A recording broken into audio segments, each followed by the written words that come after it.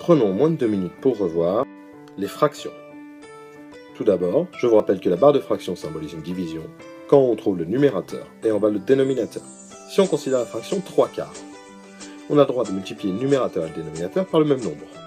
Par exemple, on peut multiplier le numérateur et le dénominateur par 5. Une fraction sera donc égale à 15/20. Revenons sur l'addition de fractions. Pour additionner des fractions qui sont au même dénominateur, on ajoute juste les numérateurs. Mais si les fractions ne sont pas au même dénominateur, on doit trouver un dénominateur commun. Par exemple ici, en multipliant le numérateur et le dénominateur de la première fraction par 3, et pour la seconde fraction par 2. On obtient alors des douzièmes que l'on peut ajouter. Et donc, moins 3/4 plus 5/6 fait 1/12. La multiplication de fractions est beaucoup plus simple.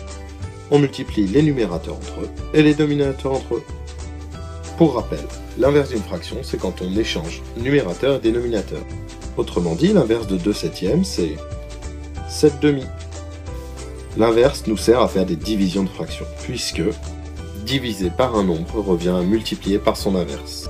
Autrement dit, si on fait 7/2 divisé par 3/4, cela revient à faire 7/2 multiplié par 4/3.